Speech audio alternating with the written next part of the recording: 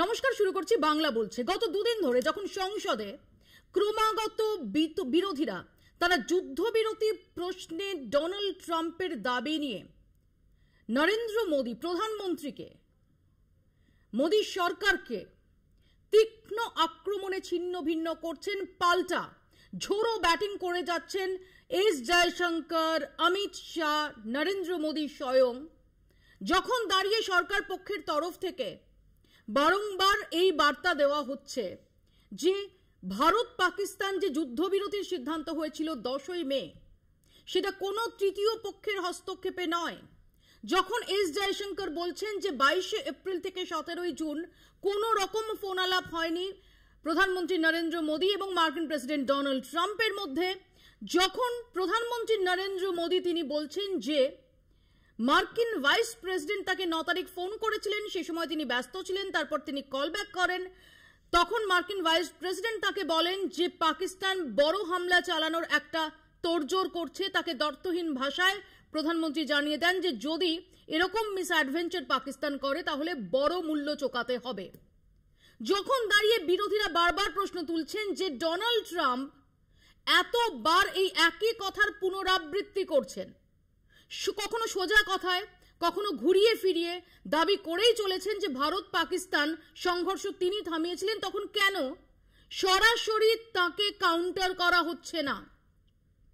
যখন বিরোধী দলনেতা লোকসভায় রাহুল গান্ধী তিনি খোলা চ্যালেঞ্জ ছুড়ছেন প্রধানমন্ত্রীর উদ্দেশ্যে যে আজকে সংসদে দাঁড়িয়ে তিনি যদি ডোনাল্ড ট্রাম্প মিথ্যে কথা বলে থাকেন, যদি অসত্য ভাষণ করে থাকেন, তাহলে আজকেই সংসদে দাঁড়িয়ে সরাসরি বলুন প্রধানমন্ত্রী যে ডোনাল্ড ট্রাম্প মিথ্যে কথা বলছেন।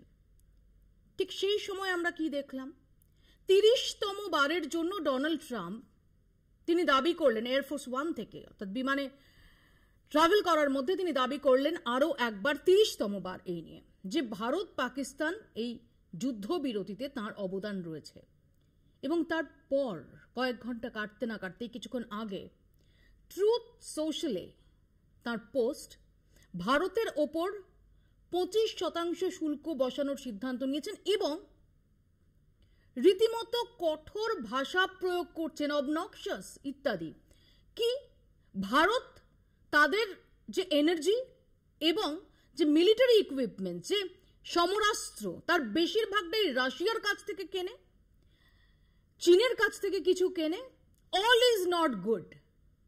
তাহলে কি এই দুই কোট আনকোট বন্ধু নরেন্দ্র মোদী এবং ডোনাল্ড ট্রাম্প, আমরা হাউডি মোদী দেখেছি, নমস্তে ট্রাম্প দেখেছি, সেখানে all is not good?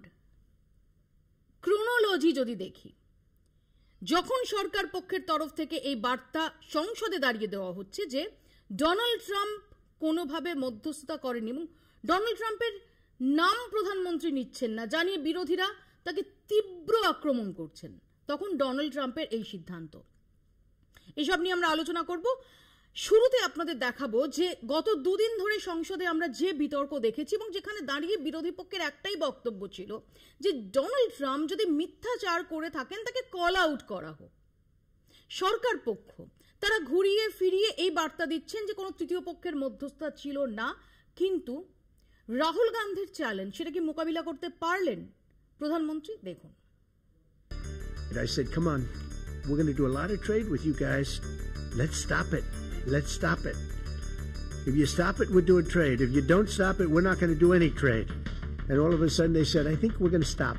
We stopped the nuclear conflict. I think it could have been a bad nuclear war.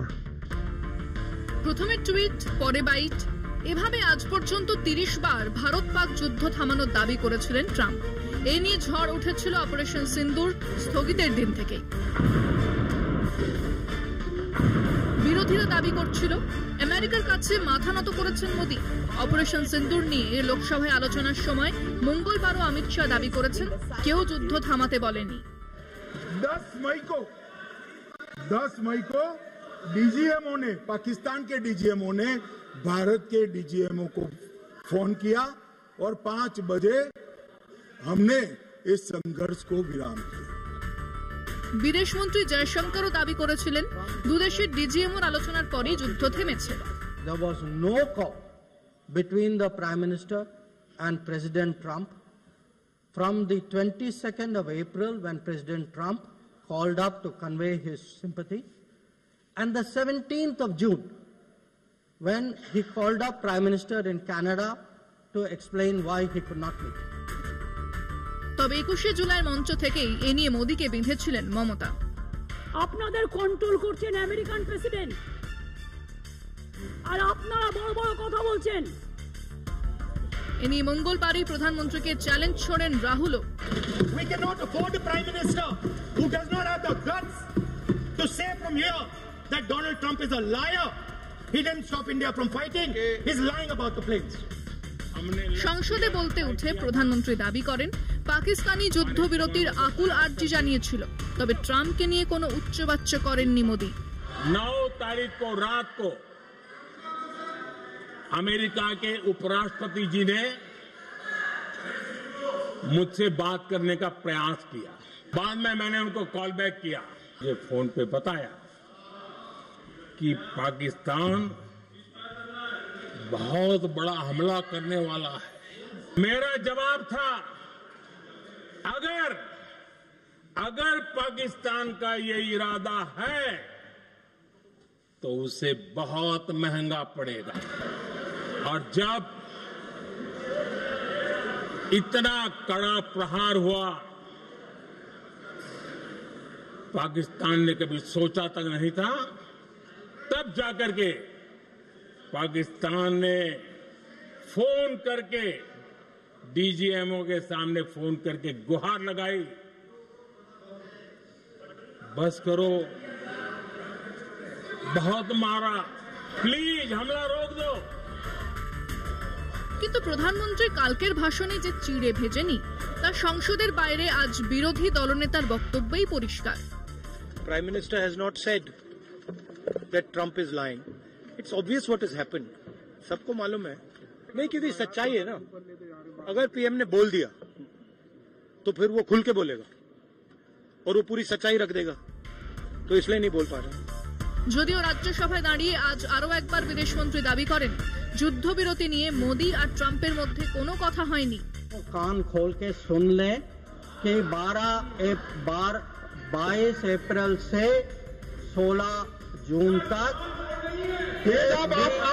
एक भी फोन कॉल प्रेसिडेंट ट्रम्प और प्राइम मिनिस्टर मोदी के बीच में नहीं। ট্রাম্পের মধ্যস্থতার দাবি নিয়ে সংসদে দড়ি টানাটানি চলছে। এর মাঝেই মার্কিন প্রেসিডেন্ট এ নিয়ে 30তমবার দাবি করলেন ভারত পাক যুদ্ধ তিনিই থামিয়েছেন। সাংবাদিকদের প্রশ্নের উত্তরে তিনি বলেছেন, মোদি আমার খুব ভালো বন্ধু, আমার অনুরোধে ভারত পাকিস্তান যুদ্ধ থেমেছিল। এ ধরনের 5টা যুদ্ধ আমি থামিয়েছি, তবে ক্রেডিট নিতে চাই না। ফলে নতুন করে বিরোধীদের হাতে অস্ত্র তুলে দিলেন ট্রাম্প। প্রশ্ন উঠছে, কেন ট্রাম্পের নীরব মোদি? ট্রাম্প যদি মিথ্যে বলেন, সরাসরি তার প্রতিবাদ করছেন না কেন তিনি? কলকাতা টিভি। রয়েছেন তৃণমূল কংগ্রেসের পক্ষ থেকে তন্ময় ঘোষ, বিজেপির পক্ষ থেকে অঙ্কন দত্ত, কংগ্রেসের পক্ষ থেকে আশুতোষ চ্যাটার্জি এবং সিপিআইএম এর পক্ষ থেকে সায়ন ব্যানার্জি। এবং আমি আলোচনায় যাওয়ার আগে দেখাবো, যেটা শুরুতেই বলছিলাম, যে নরেন্দ্র মোদী ডোনাল্ড ট্রাম্পের নাম পর্যন্ত করেননি, কিন্তু গতকাল মার্কিন ভাইস প্রেসিডেন্ট তাকে ফোন করেছিলেন 9 মে। কি বলেছিলেন, তিনি কি বলেন, তারপর কি হয়, এই কথা বলার পর কয়েক ঘন্টার মধ্যেই আমরা দেখছি, আমরা যদি আমাদের টাইম জোন এবং আমেরিকার টাইম জোন এর মধ্যে তফাৎটা যদি মাথায় রাখি, জাস্ট কয়েক ঘন্টার মধ্যেই আমরা দেখছি যে মার্কিন প্রেসিডেন্ট ডোনাল্ড ট্রাম্প তিনি ট্রুথ সোশ্যালে পোস্ট করছেন ভারতের উপর 25% শুল্ক তো বটেই, উইথ পেনাল্টি, জরিমানা সহ। তিনি বলছেন যে ভারতের যে ট্রেড ব্যারিয়ার্স, সেটাকে তিনি উল্লেখ করছেন অবনক্সিয়াস, মোস্ট স্ট্রেনাস অ্যান্ড অবনক্সিয়াস। তিনি বলছেন যে তাদের বেশিরভাগ সমরাস্ত্র তারা রাশিয়া থেকে কিনে আসে, এবং যে রাশিয়া ইউক্রেনে হত্যালীলা চালাচ্ছে। All things not good, all things তো নট গুড, বোঝা যাচ্ছে অঙ্কন। তাহলে কি রাহুল গান্ধী যেটা বলছিলেন যে যদি প্রধানমন্ত্রী মুখ খোলেন তাহলে ডোনাল্ড ট্রাম্প অনেক কিছু বলে দেবেন, যে কারণে সরাসরি কাল তো সত্যি প্রধানমন্ত্রী রাহুল গান্ধীর চ্যালেঞ্জটা অ্যাকসেপ্ট করলেন না, বললেন না যে ডোনাল্ড ট্রাম্প লায়ার। শুধুমাত্র ডোনাল্ড ট্রাম্পের নাম না করে সেদিনের কি ঘটেছিল সেই বক্তব্যটা সংসদে রাখার কয়েক ঘন্টার মধ্যে ডোনাল্ড ট্রাম্প 25% শুল্ক বসিয়ে দিলেন। আজকে যদি আশুতোষ দা আমাকে বলে এই দুটো কি একটার সঙ্গে একটা সম্পর্কিত নয়? আজকে যদি আশুতোষ দা আমাকে ট্রাম্প কি বলছে সেটা বলো। মানে প্রথম থেকে তুমি ডোনাল্ড ট্রাম্প, তোমাকে ডোনাল্ড ট্রাম্পের সাথে কথাটা যদি এরকম হয় তাহলে কিন্তু এখন শুরুটাই হয়নি এখনো। যে আশুতোষ দা যে প্রথমে বলেন যে তোমার সাথে গতকাল রাত্রে মৌপিয়াদির কথা হয়েছে, আমি বললাম না, কলকাতা টিভির কারুর সাথে আমার কথা হয়নি। তার মানে কলকাতা টিভিতেই আপনি আছেন দিদি। তাহলে আমি যদি আজকে বলে দিই কলকাতা টিভির সাথে কারুর সাথে আমার কথা হয়নি, মানে এটা দিনের আলোর মতো পরিষ্কার, তার মধ্যে আপনিও পড়েন। তেমনি নরেন্দ্র মোদী যখন বলে দিচ্ছেন যে বিশ্বের কোন নেতা, তারপর দিন যদি আমি বললাম যে কলকাতা টিভির অফিসে ঢুকতে গেলেই আমি 25 টাকা শুল্ক বসিয়ে দেব, সেটা কেন অঙ্কনের উপর, তার মানে কেন? যদি দুটো কি আমি সম্পর্কিত হবে না এবং জরিমানাও হবে। আমি খুব ভালো কথা বলছি, সেটা কি বলেছেন যে না নরেন্দ্র মোদীর সাথে আমার কথোপকথনের কোনো ভুলের জন্য হয়েছে? ডোনাল্ড ট্রাম্প তো প্রথম দিন থেকে বলে যাচ্ছেন যে আমার সাথে ট্যারিফ, আমরা কাউন্টার ট্যারিফ বসাবো, আমরা কাউন্টার ট্যারিফ বসাবো। এবং এটাও তো পরিষ্কার কথা, ক্রোনোলজির ক্ষেত্রে আমিও বলছি আপনিও ক্রোনোলজিটা বুঝুন, যে ভারতবর্ষ কিন্তু নিজের যে রাষ্ট্রের স্বার্থ রয়েছে সেখানে রাজনীতির রং ভুলে আমরা কিন্তু কোনোদিনও কোনো বিদেশি শক্তির কাছে মাথা নোয়াতে চাইনি। এবং এটাই প্রমাণ হচ্ছে, যদি আমরা আজকে ট্রেড ডিলে হ্যাঁ করে দিতাম, যেটা আজকে দুপুরবেলায় মানে লোকসভার বিরোধী দলনেতা বলছিলেন যে কি ট্রেড ডিল হয়েছে সেটা তাহলে সামনে চলে আসবে, তাহলে তো আজকের দিনে দাঁড়িয়ে এটা হতো না। এই ট্যারিফের কথাটা, ট্যারিফটা হচ্ছে মানে আমাদের কাছে রাষ্ট্রের সার্বভৌমত্ব, আমাদের কোনো বাণিজ্যিক স্বার্থের আগে আমাদের কাছে, আমরা আবারও আমাদের শিল্প বাণিজ্য মন্ত্রী যিনি রয়েছেন পীযূষ গোয়েল, তিনি পরিষ্কার কথা বলেছেন যে আমাদের রাষ্ট্রের স্বার্থ আমরা আগে দেখবো, কারোর ডেডলাইন মানবো না। এ তো ট্রাম্প বলেইছিলেন যে আমি 30 না 29 জুন না জুলাই অবধি আমরা সময় দিচ্ছি, তার মধ্যে রাশিয়ার থেকে জিনিসপত্র কেনা বন্ধ করুক, না হলে আমরা কিন্তু ট্যারিফ বসাবো। তো সেখানে দাঁড়িয়ে তো পীযূষ গোয়েল পরিষ্কার বলেছিলেন যদি রাষ্ট্রের মনে হয় যে আমাদের রাশিয়ার সাথে বাণিজ্য চুক্তি রাষ্ট্রের ক্ষেত্রে সুবিধাজনক এবং মঙ্গলজনক, রাষ্ট্রের স্বার্থে আমরা সেটা করব, কোনো বৈদেশিক শক্তির সামনে আমরা মাথা নোয়াবো না। এবং আজকের দিনে দাঁড়িয়ে আমি তো বলবো রাজনীতির রং ভুলে সকলে আবার ভারত সরকারের পাশে দাঁড়ানো উচিত, যে হ্যাঁ কারোর চোখ রাঙানি আমরা সহ্য করি না, কারোর ট্রেড ডিল আমরা সহ্য করি না। ডোনাল্ড ট্রাম্প যে ডোনাল্ড ট্রাম্পকে ডোনাল্ড বলে অভিহিত ডাকেন, সম্বোধন করেন নরেন্দ্র মোদী, যেখানে আপকি বাত ট্রাম্প সরকারের প্রচারও আমরা দেখেছি, যেখানে আমরা আপনাকে দিদি হাউডি মোদি দেখেছি, নমস্তে ট্রাম্প দেখেছি, সেখানে এই চোখ রাঙানির পরিস্থিতি আসছে কেন? চোখ রাঙানি নয় তো, তুমি তো চোখ রাঙানি বললে। আমি একটাই কথা বলবো, আমরা কারোর চোখ রাঙানিকে সহ্য করব না। ট্রাম্প তো চোখ রাঙাচ্ছে। আমি একটাই কথা বলছি যে ট্রাম্পের এখতিয়ার বা অধিকার আছে তার রাষ্ট্রের স্বার্থের কথা চিন্তা করার। নরেন্দ্র মোদী নিজের ব্যক্তিগত সম্পর্কের জন্য নিজের বাড়ির কোন সম্পর্ক কিন্তু পারিবারিক সম্পর্ক ডোনাল্ড ট্রাম্পের সাথে নয়, উনি আমেরিকার রাষ্ট্রপতি, ইনি ভারতবর্ষের প্রধানমন্ত্রী। দুই রাষ্ট্রের সম্পর্কের স্বার্থে ডোনাল্ড ট্রাম্পের সাথে সম্পর্ক, রাষ্ট্রের স্বার্থ আগে নরেন্দ্র মোদীর কাছে। রাষ্ট্রের স্বার্থে যদি ডোনাল্ড ট্রাম্পের বিরুদ্ধেও যেতে হয় তাহলে সেইটাও ভারতবর্ষ করবে, ভারতবর্ষের স্বার্থে যদি রাশিয়ার সাথে বাণিজ্যিক সম্পর্ক সঠিক মনে হয় সেটা করবে, সেখানে ডোনাল্ড ট্রাম্পের সাথে ব্যক্তিগত কেমিস্ট্রি নরেন্দ্র মোদীর কি সেটা মান্যতা পায় না। আশুতোষ আচ্ছা, এবার এক গ্লাস জল খেয়ে নিক, অনেক চেঁচিয়েছে। এখন মুশকিল হচ্ছে যে একটা কথা বুঝতে হবে, ছোট ভাই আমার অঙ্কন এখানেও কিন্তু একবারও বললো না যে ট্রাম্প যেটা করেছে অন্যায় করেছে, তার স্টেটমেন্ট অন্যায় একবারও বলেনি, এবং মোদিও কিন্তু পার্লামেন্টে বলেনি। তার মানে ক্রোনোলজি বুঝতে হবে, সঠিক জায়গাতেই আছে বিজেপি। আমি শুধু বলি কয়েকটা কথা, 30 বার ট্রাম্প চেঁচাচ্ছে, হই হই করে চেঁচাচ্ছে যে সিজফায়ার আমি করেছি, কিন্তু এই সিজফায়ার যে করেছেন তা নরেন্দ্র মোদী কেন বলছেন না যে আপনি কে মশাই সিজফায়ার করার, আমি দেশের প্রধানমন্ত্রী। আমার এখানে প্রশ্ন আছে আশুতোষ, যেটা অঙ্কন কিছুক্ষণ আগে বলছিল, ডোনাল্ড ট্রাম্প, রাহুল গান্ধী বা বিরোধীরা দাবি করছেন বলতে হবে ডোনাল্ড ট্রাম্প তুমি মিথ্যেবাদী। আমরা জানি যে আজকের যুগের যে জিও পলিটিক্যাল সিনারিও, যে ডিপ্লোমেসি, সেখানে দাঁড়িয়ে ডিপ্লোমেসি হচ্ছে পাড়ায় পাড়ায় ঝগড়া নয়, সেখানে দাঁড়িয়ে যদি ডোনাল্ড ট্রাম্প মিথ্যেবাদী এই কথাটাকে না বলে, জয়শঙ্কর যেটা বলছেন যে 22 এপ্রিল থেকে 17 জুন কোনো কথা হয়নি, মার্কিন ভাইস প্রেসিডেন্ট তাকে প্রধানমন্ত্রী বলে দিয়েছিলেন যে যদি পাকিস্তান হামলা চালায় তাহলে সেটা মেঙ্গা পড়বে, যদি এভাবে বলেন, কেন বলতে হবে যে ডোনাল্ড ট্রাম্প মিথ্যাবাদী? এই কথাটাই তোমরা দাবি করছো। না না, দেখো, রাহুল গান্ধী যে প্রশ্নগুলো করেছেন সেখানে খুবই অসুস্থ হয়ে পড়েছেন আমাদের নরেন্দ্র মোদী, আমরা বুঝতে পারছি। উনি বেজায় অসুস্থ, বিজেপি পার্টিটাই বিধ্বস্ত। তার কারণ হচ্ছে আমরা সঠিক জায়গায় ধরেছি যে এই যে সমস্ত অপারেশন, এটা কিন্তু মোদীর নিজের লাইমলাইট, দেশের সিকিউরিটিটা আগে, ওনার লাইমলাইট, ওনার রাজনৈতিক প্রচার, উনি যা যা ঢপ দিয়েছেন 2014 থেকে, এগুলো ঢাকার জন্য নয়। এবং একটা জিনিস বুঝতে হবে যে হাউডি মোদি, নামাস্তে ট্রাম্প আমরা করতে যাইনি, প্লেন ঘুরিয়ে পাকিস্তানের সাল আমরা দিতে যাইনি, বিরিয়ানি খেতে যাইনি, এবং ওখানে দেশের টাকা খরচা। না না, আমি আসছি, মেন প্রসঙ্গে আসছি। এবং একটা কথা খুব পরিষ্কারভাবে বলছি, 50% যদি ইন্দিরা গান্ধীর সাহস এই প্রধানমন্ত্রীর কাছে থাকতেন তাহলে এই কথাগুলো আমাদের শুনতে হতো না। শুনতে হচ্ছে বলেই আজকে ট্রাম্পের স্টেটমেন্টটা তোমরা ওপেনিংয়ে দেখালে, তার যে বক্তব্যটা। আর একটা জিনিস তোমায় বুঝতে হবে, এই সিজ ফায়ার, ডিজিএমও 1:35 ফোন হচ্ছে ভোরবেলা, কারা করাচ্ছেন এগুলো তো বলতে হবে। আচ্ছা, এই যে ক্যাপ্টেন শিব কুমার, যিনি ডিফেন্স অ্যাটাচি ইন্ডোনেশিয়া, এক সেকেন্ড, রাহুল গান্ধী আরো কিছু টেকনিক্যাল প্রশ্ন করেছেন। না, আরে হটলাইন, সফটলাইন, হোয়াটসঅ্যাপ বাদ দাও। না, বুঝলাম, সব বুঝেছি। শেষ হওয়ার পর তখন ভারতের তরফে বলা হয় তোমাদের জঙ্গি ঘাঁটি। আচ্ছা, আমাকে একটা লাইন বলতে দাও, captain Shiv Kumar defence attache কি বলছেন ইন্ডোনেশিয়ার? We loss some aircraft, political উইলের জন্য এয়ারক্রাফট লস হয়েছে। আমরা তো বারবার করে প্রথম দিন থেকে বলছি। ইন্দিরা গান্ধীকে স্যাম ম্যানেক্সা অ্যাডভাইস করেছিলেন, বলেছিলেন যে অপারেশন কিন্তু আপনি সামারে করবেন না। ইন্দিরা গান্ধী সেটা শুনেছিলেন।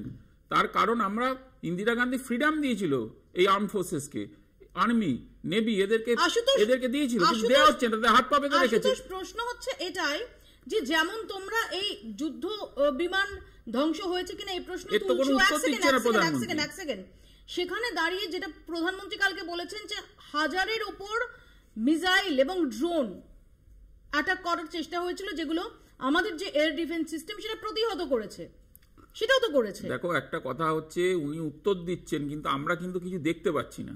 আপনারা দেখতে পাচ্ছেন কিনা জানি না। তার কারণ হচ্ছে এরকম বেসলেস উত্তর অনেক দেওয়া যায়। এখন সব থেকে বড় কথা, এত যে ঘুরে বেড়ালেন মোদি, গোটা পৃথিবী ভ্রমণ করলেন ভারতীয়দের টাকায়, একটা সিঙ্গেল নেশন কন্ডেম করেছে। ইউনাইটেড নেশনসে 193টা নেশন আছে, তারা কন্ডেম করেছে টেরারিজমকে। আবার এই যে জেনারেল মুনির, তার সম্পর্কে কি এস জয়শঙ্কর বলেছে কথাটা নিউ নর্মাল, উনি বসে আবার খাওয়া দাওয়া করছেন ট্রাম্পের সাথে। তাহলে কোনটা ঠিক? আমি এই প্রসঙ্গে আসবো পরবর্তীকালে, কারণ আমরা গতকালই দেখেছি যে রাষ্ট্রসংঘের সিকিউরিটি কাউন্সিলের, নিরাপত্তা পরিষদের যে মনিটরিং রিপোর্ট, সেখানে এই 22 এপ্রিল পহেলগাঁও কাণ্ডের নেপথ্যে টিআরএফ এবং লস্করে তৈবার যোগের যে সম্ভাবনা, সেই প্রসঙ্গটা উল্লেখ করা হয়েছে। আমি আসবো সেই প্রসঙ্গে, তার আগে আমি একটু সায়নের কাছে আসি। সায়ন, গত দুদিন আমরা দেখেছি যে এই পহেলগাঁও কাণ্ড এবং অপারেশন সিন্দুর নিয়ে যে বিতর্ক, সে বিতর্কের বিরোধীদের মূল পয়েন্টে ছিল যে ডোনাল্ড ট্রাম্প মধ্যস্থতা করেছেন না করেননি। তার কয়েক ঘন্টার মধ্যে ডোনাল্ড ট্রাম্পের এই শুল্ক আরোপ করা, এটা কি একেবারেই কোইন্সিডেন্টাল?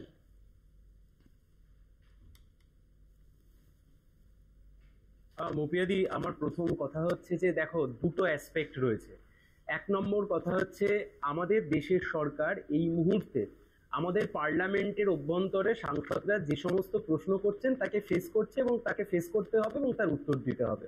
গতকাল থেকে আমরা দেখছি, এবং এই নিয়ে গতকালও তোমার শোতে আলোচনা হয়েছে যে কেন, কিসের জন্য, কোন কারণে আমেরিকা যুক্তরাষ্ট্রের প্রেসিডেন্ট তিনি দাবি করেছেন ভারতবর্ষ একটা স্বাধীন দেশ, সার্বভৌমত্ব দেশ, সভরেন কান্ট্রি, সিজ ফায়ার করছে দুটো দেশ, কিসের জন্য না তার মধ্যস্থতায়। একটা কথা বললেই হয়ে যেত যে না, কোনো মধ্যস্থতা উনি করেননি, উনি যা বলছেন তা ভুল।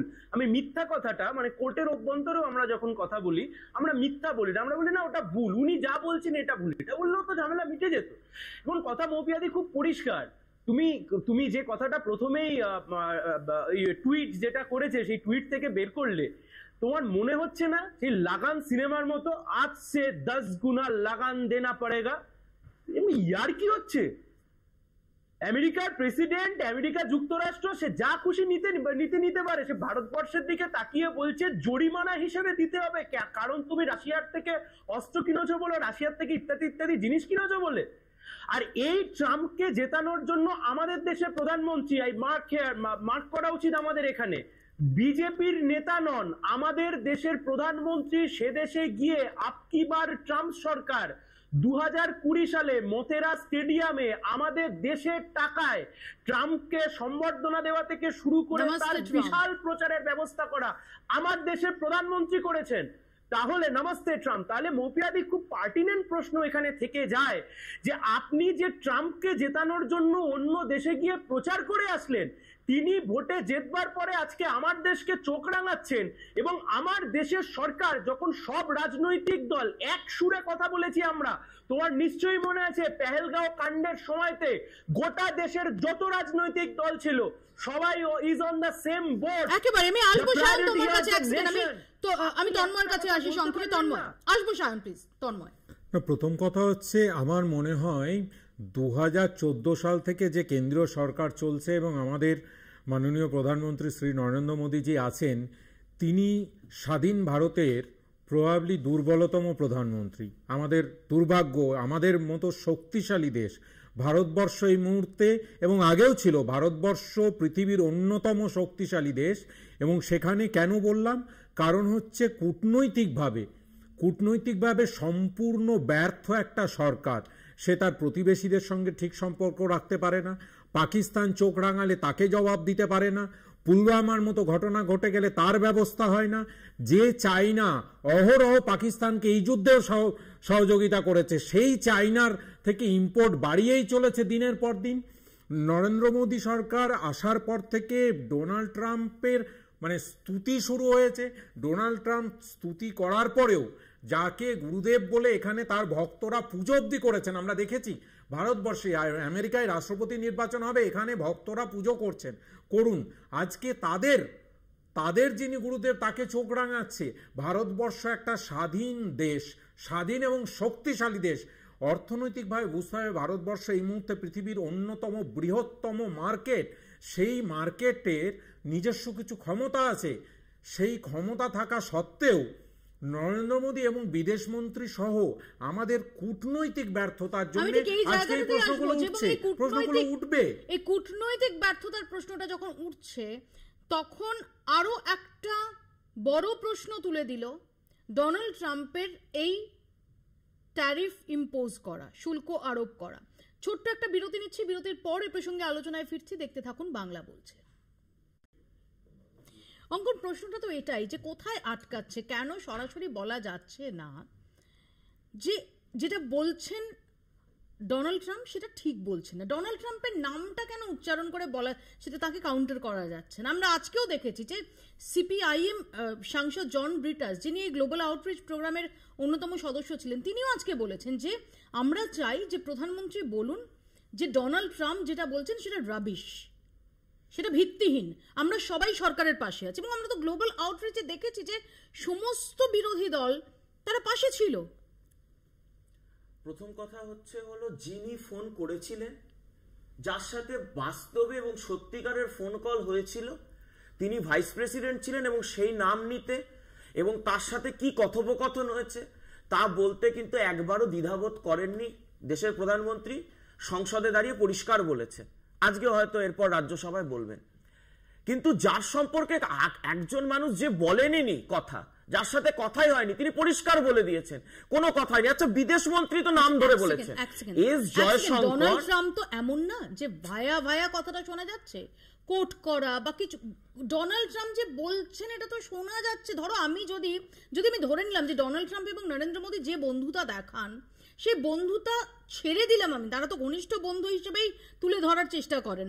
ধরো যে তোমার আমার মধ্যে পরিচিতি আছে, তুমি যদি দেখো যে আমি প্রত্যেকদিন তোমার নাম করে করে এমন একটা কথা বলছি যেটা ভিত্তিহীন, তুমি তো ফোনটা তুলে আমাকে বলবে যে এই কথাটা যে তুমি বলছো এটা তো ঠিক না, এটা বলো না, এটা কেন বলছো। উনি ওনার মতো বাধ্যবাধকতা থেকে হয়তো বলছেন। ডোনাল্ড ট্রাম্পের নির্দিষ্ট কোনো বাধ্যবাধকতা আছে? এতদিন বলতেন আমি ট্রেড ডিল করিয়েছি, আমি ডিল দিতে বলেছি, আমি প্রথমে থ্রেট করেছি। আপনি যদি প্রথম 4-5 দিনের ওনার মন্তব্য দেখেন তাহলে বলেছে আমি কিন্তু থ্রেট উইথ ট্রেড ডিল, যে স্টপ ইট, নাহলে কিন্তু আমরা ট্রেড ডিল করব না। গতকালকেই কিন্তু চলে এসেছেন আমি রিকোয়েস্ট করেছি। এরপর দাঁড়ান, নরেন্দ্র মোদী তো যে বার্তা দিয়েছেন থ্রেট থেকে ইয়েতে চলে এসেছেন, রিকোয়েস্টে চলে এসেছেন।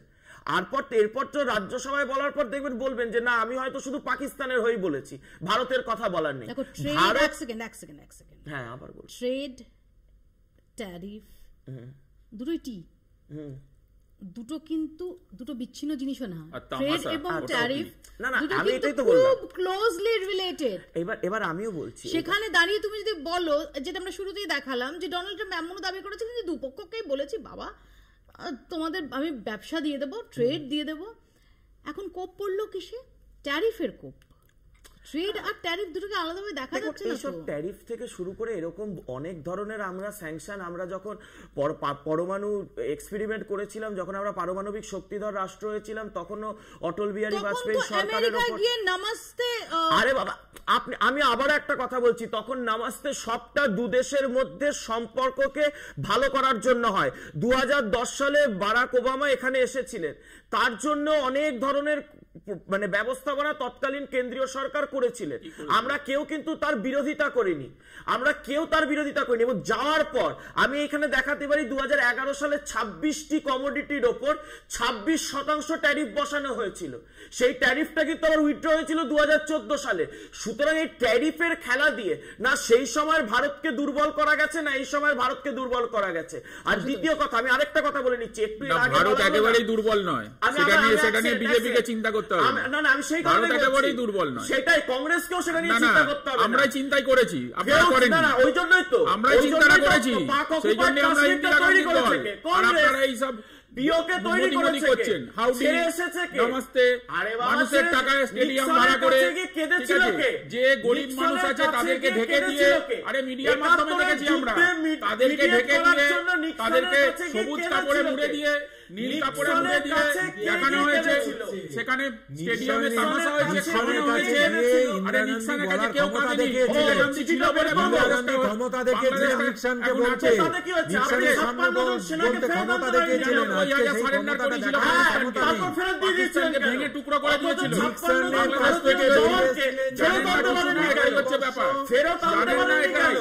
পৃথিবীর সব থেকে বড় সারেন্ডার হচ্ছে এই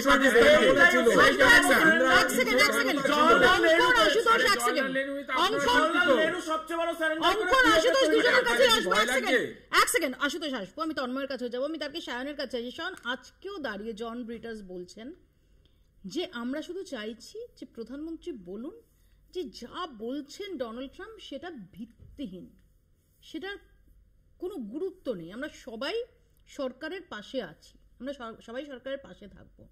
যে ডোনাল্ড ট্রাম্পের নাম করার ক্ষেত্রে আমরা একটা অদ্ভুত নীরবতা দেখছি।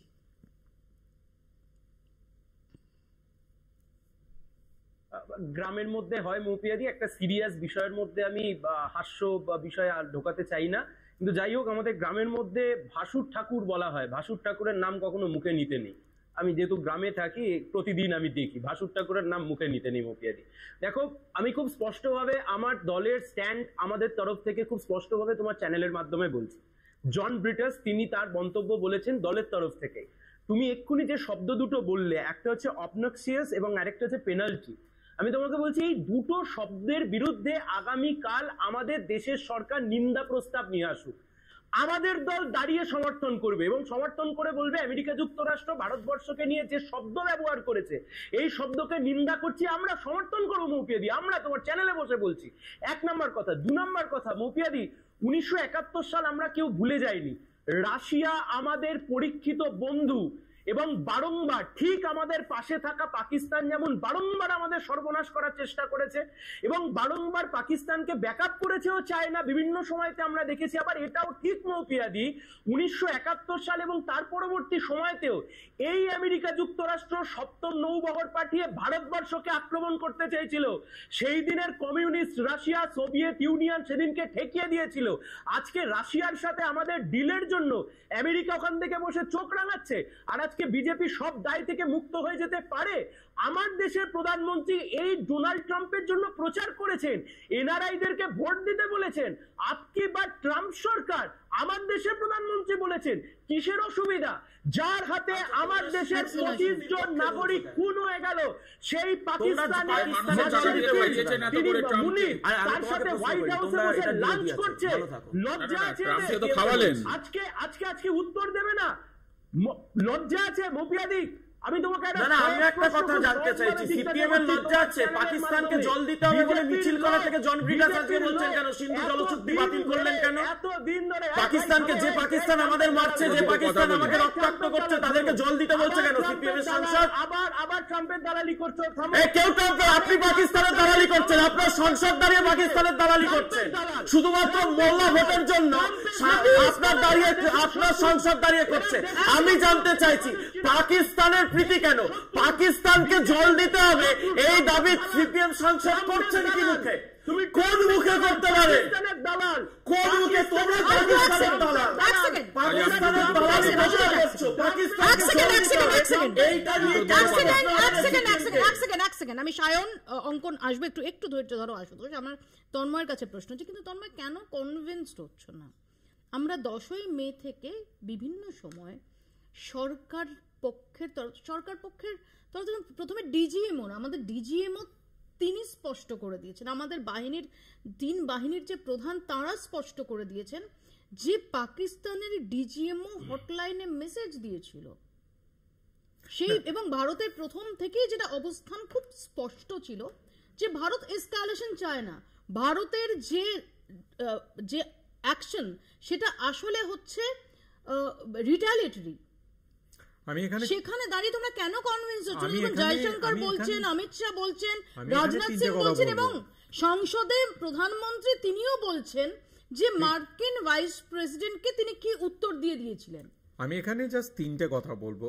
এক, আমাদের ভারতবর্ষের সেনাবাহিনীর কি বক্তব্য এটা নিয়ে, সেখানে প্রেস কনফারেন্সের অন্যতম একজন মুখ ছিলেন সোফিয়া কোরেশি। বিজেপির মুখপাত্র এখনই বললেন মোল্লা ভোটের জন্য তোমরা এটা সাপোর্ট করছো না। বেসিক জায়গায় এখানে পাকিস্তান আর ভারতবর্ষের মুসলিমরা এক নয়, এটা বুঝতে হবে। ভারতবর্ষের মুসলিম আর পাকিস্তানের আলোচনা করছি না। এক সেকেন্ড তন্ময়, যেটাতে যুদ্ধবিরতির সময়, ধৈর্য ধরো, যুদ্ধবিরতির সময় যে প্রেস কনফারেন্স হয়েছিল সেখানে আমাদের ডিজিএমও ছিলেন, আমাদের 3 বাহিনীর প্রধান ছিলেন।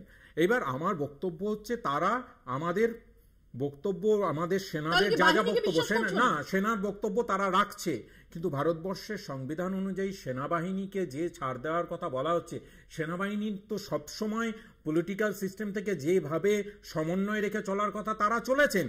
আমাদের একটাই বক্তব্য, প্রথম যুদ্ধবিরতির ঘোষণাটা আমরা এই চ্যানেলেই বসেছিলাম, তোমার সঙ্গেই আলোচনা হয়েছিল, সেই টুইটটা আমরা এক্সপেক্ট করেছিলাম আমাদের মাননীয় প্রধানমন্ত্রী শ্রী নরেন্দ্র মোদীজি বলবেন 56 ইঞ্চি ছাতি নিয়ে, কিন্তু তিনি না বলে প্রথম যেটা ফ্ল্যাশ করলো সেটা হচ্ছে ডোনাল্ড ট্রাম্পের থেকে। আমাদের বক্তব্য হচ্ছে কেন তাহলে কেন বলতে পারছেন না, দাঁড়িয়ে বলতে পারছেন না যে না এটা আমরাই করেছিলাম, ট্রাম্প যেটা বলছেন ঠিক নয়। আমি এক লাইনে বলে দিচ্ছি, পরিষ্কার কথা হচ্ছে পাকিস্তান যদি গিয়ে এখন আমেরিকাকে বাপ বানিয়ে, পাকিস্তানের প্রধানমন্ত্রী আমরা দেখেছি যে তিনি ধন্যবাদ জানিয়েছেন যে ধন্যবাদ ট্রাম্পকে। আমার তাহলে আসিম মুনিরকে যখন মধ্যাহ্নভোজে ডাকলেন ডোনাল্ড ট্রাম্প, যেটা কাল রাহুল গান্ধী বলেছেন যে এক সেকেন্ড, শাহবাজ শরীফ না, আসিম মুনির, ভারতে যে ওখানে সেনার ভূমিকা অত্যন্ত স্পষ্ট। পাক সেনার ভূমিকা সম্পর্কে কারো জানতে কিছু বাকি নেই। তাহলে যখন আসিম মুনিরকে মধ্যাহ্নভোজে আমন্ত্রণ জানানো হচ্ছে, সেটার কেন আপত্তি বা প্রতিবাদ জানায়নি ভারত? আমি বলি 26/11 6 মাস পর তৎকালীন পাক প্রধানমন্ত্রী ইউএসএ তে গেছিলেন, তো দুটো দেশের বহিরাজ্যের সম্পর্কের জন্য তখনও কিন্তু নির্বাচিত সরকারের প্রধানমন্ত্রী ডাকেনি, ডেকেছে আর্মি চিফকে। এক সেকেন্ড, ডেকেছে আর্মি চিফকে শোন, অন্য কোন রাষ্ট্রের সাথে আরেকটি রাষ্ট্র কি সম্পর্ক রাখবে? ভারত তাতে কোনোদিনও ঐতিহাসিক ভাবে না চলায়নি। তাহলে সেই দিকেই বলতে পারি, এটাই আন্তর্জাতিক কূটনীতি।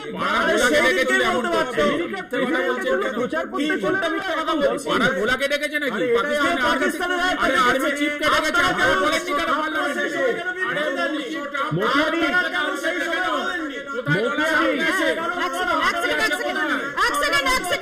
সায়ন কিছু বলতে চায়, এক সেকেন্ড সায়ন বলতে চায়, এক সেকেন্ড তোমার কাছে আসবো, এক সেকেন্ড তোমার কাছে আসবো আমি, এক সেকেন্ড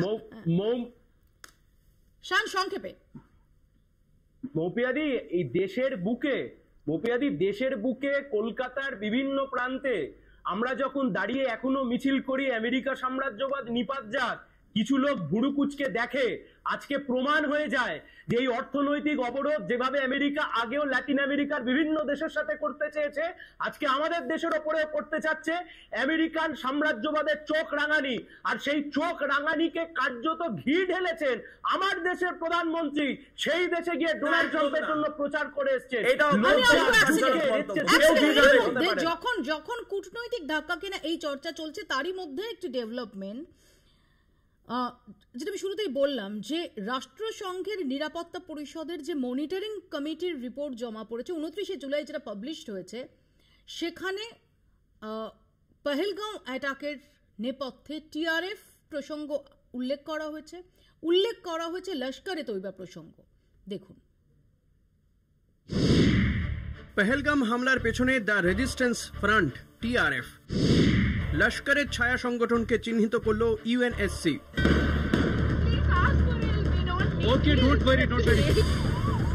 অফিসিয়ালি এই প্রথম পহেলগাম হামলার পেছনে পাক মদতপুষ্ট সন্ত্রাসবাদী সংগঠন দ্য রেজিস্ট্যান্স ফ্রন্টকেই দায়ী করল রাষ্ট্রপুঞ্জের নিরাপত্তা পরিষদ। 21শে জুলাই এ ব্যাপারে একটি রিপোর্ট জমা দেয় ইউএনএসসির মনিটরিং টিম। 29শে জুলাই সেই রিপোর্ট সামনে আসে। রিপোর্টে জানানো হয়েছে 5 জন জঙ্গি 22শে এপ্রিল পহেলগামে হামলা চালায়। সেদিনই এর দায় নেয় টিআরএফ। যেখানে হামলা চলে সেখানকার একটি ছবিও প্রকাশ করে তারা। এরপর 23শে এপ্রিল ফের সেই দাবি জানায় তারা। এরপর পিছু হটে 26শে এপ্রিল। দ্য রেজিস্ট্যান্স ফ্রন্ট ছাড়া আর কেউই হামলার দায় স্বীকার করতে এগিয়ে আসেনি। নিরাপত্তা পরিষদের 2টি সদস্য দেশ এই ঘটনার জন্য স্পষ্ট করেই লস্করকে দায়ী করেছে। তারা বলেছে লস্করের সাহায্য ছাড়া এমন হামলা হতো না। একটি সদস্য দেশ জানিয়েছে লস্কর আর টিআরএফ কার্যত একই। অন্যদিকে নিরাপত্তা পরিষদের একটি সদস্য দেশ শুধু জানিয়েছে লস্করের এখন আর কোনো অস্তিত্ব নেই। ভারতের কাছে এটা বড় কূটনৈতিক জয়। 4 দিন আগে পি চিদম্বরম এক সাক্ষাৎকারে প্রশ্ন তুলেছিলেন, যারা হামলা চালিয়েছে তারা পাকিস্তানি, তার কি প্রমাণ আছে?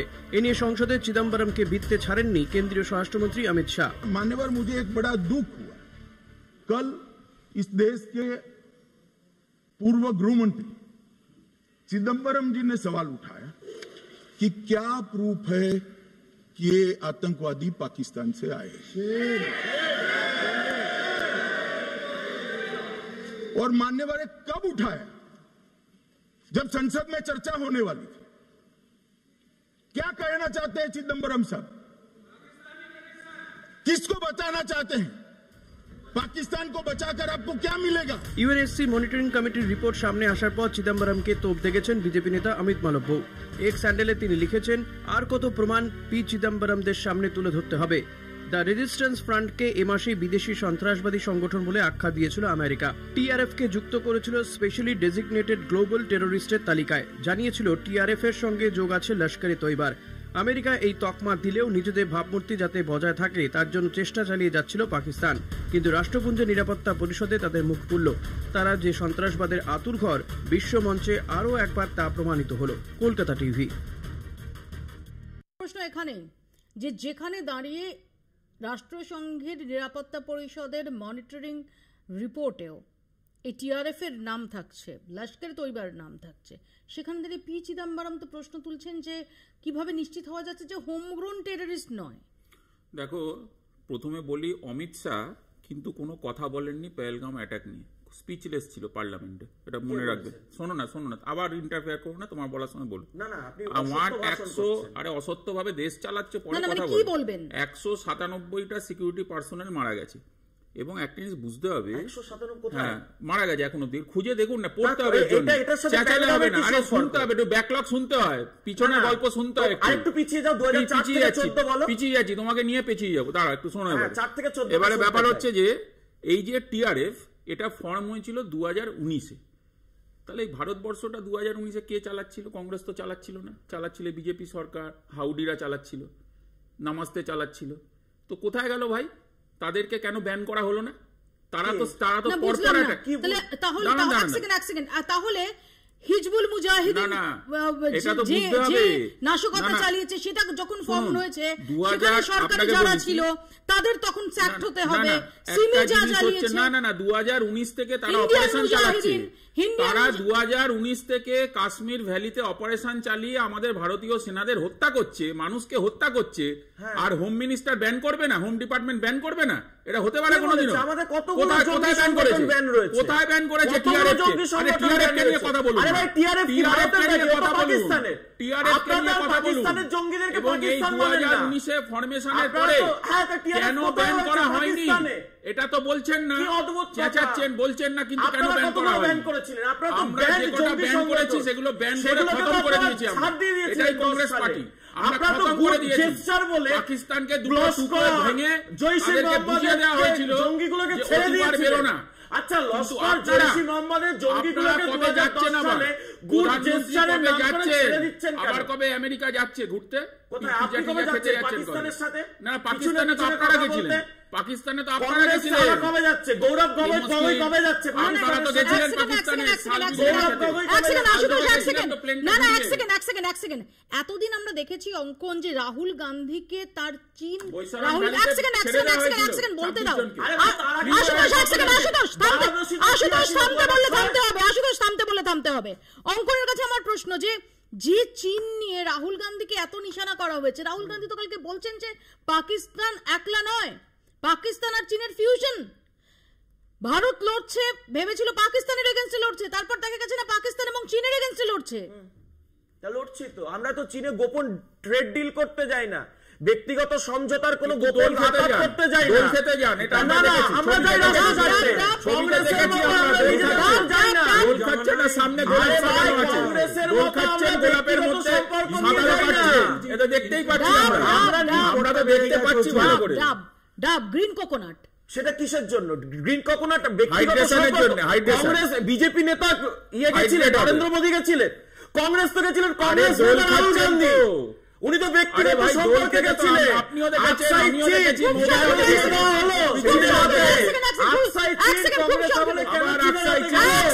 কিলোমিটার চায়না ঢুকে এসেছে, রাহুল গান্ধী ঢুকেছে, মুতর জবাব কিলোমিটার খেয়ে নিয়েছে, আপনারা কিছু করেছেন? সেটা কিছু করেছে মোদির আমলে।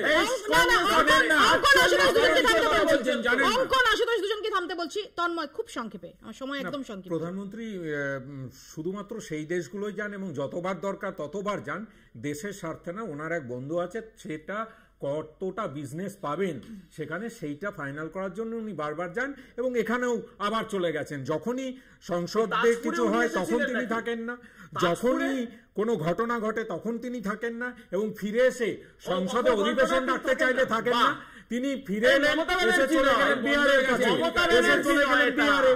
তো কালকে উনি যখন বললেন যে আমি শুনেই চলে এসেছি বিহারে, পুলওয়ামা অ্যাটাক হচ্ছিল, পুলওয়ামা অ্যাটাকের পরে ফিরলেন, চলে গেলেন জিম করবেট। জেনে কথা বলো, ওই মমতা ব্যানার্জি স্তুতি গাইতে গাইতে পুরো মমতা ব্যানার্জির মনে হচ্ছে প্রশ্ন তুলবে এই প্রধানমন্ত্রী। আরে বাবা, প্রশ্ন তো তোলো, কিন্তু সেই প্রশ্নগুলো কখন যখন সরকারের কাছে তখন মনে পড়ে না।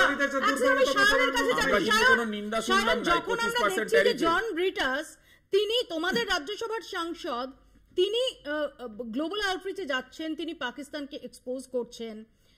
তখন তো আমরা তোমাদের আরেক রাজ্যসভার সাংসদ বিকাশ রঞ্জন ভট্টাচার্য, তাকে বলতে দেখেছি আমরা যে পাকিস্তানের সঙ্গে কথা বলে জঙ্গি ঘাঁটি ধ্বংস করলেই তো হতো, নাম্বার 1। আজকে তো টিআরএফ এর যে প্রসঙ্গ, সেটা রাষ্ট্রসংঘ তারাও এটাকে মেনে নিচ্ছে। রাষ্ট্রসংঘ এখানে উল্লেখ করছে পাকিস্তানের, যেখানে রীতিমতো এম্বারাসমেন্ট, পাকিস্তান এক্সপোজড। আরে পাকিস্তান চুলোয় যাক, ভাড় মে যাক, আমার কি? আমার দলের কি, আমাদের কি? আপনারা জল পাঠাবে বলেন সেই পাকিস্তানে। পরিষ্কার ভাবে বলুন নাম করে যে ডোনাল্ড ট্রাম্প করেছে, হ্যাঁ কি না, মিথ্যা কথা বলছে না সত্যি কথা বলছে। পাকিস্তানকে জল দিতে বলেন কেন? আপনার সাংসদ দাঁড়িয়ে এতটা নির্লজ্জতা কেন? সব রাজনৈতিক দল একসাথে আছে, কিন্তু আপনাদের মতো কোন রাজনৈতিক দল নেই যে পাকিস্তানকে জল দিতে বলে। দেশের সমস্ত রাজনৈতিক দল একসাথে আছে। ভাই এক সেকেন্ড দাঁড়াও, এক সেকেন্ড দাঁড়াও। মপিয়াদি, একটা কথা তো পরিষ্কার, সমস্ত রাজনৈতিক দল এক ছাতার তলায় আছে।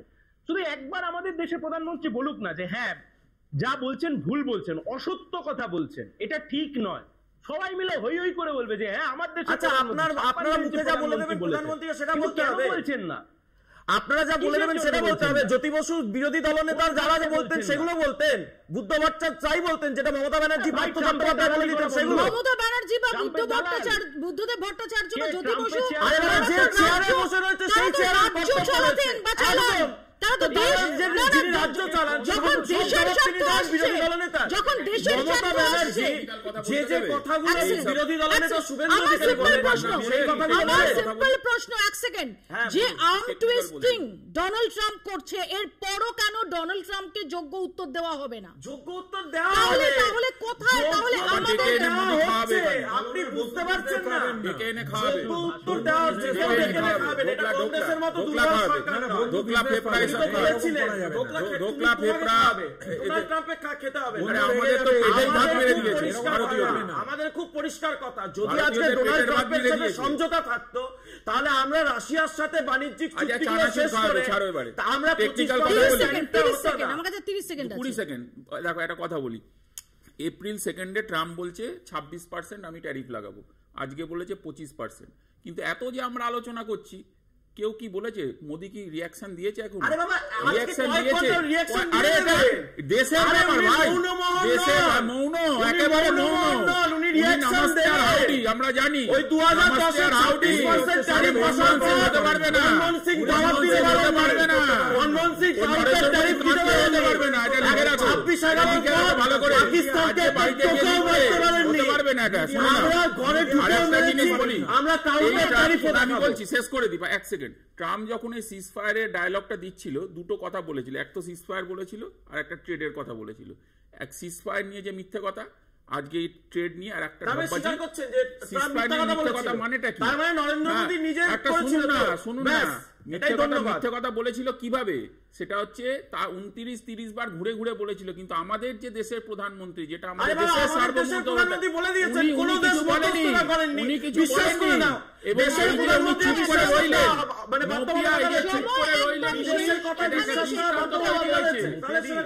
একদম শেষ, এখানেই শেষ করতে হবে। বাংলা বলছে শেষ করার আগে এই প্রশ্নটা খুব জোরালো ভাবে থেকে গেল যে ডোনাল্ড ট্রাম্পের এই শুল্ক আরোপের টাইমিংটা, এরপর ভারতের প্রত্যুত্তর কি হবে? এবার কি ভারত এই আর্ম টুইস্টিং তার কঠোর যোগ্য প্রত্যুত্তর দেবে? আপাতত বাংলা বলছে এখানে শেষ করছি। দেখতে থাকুন কলকাতা টিভি।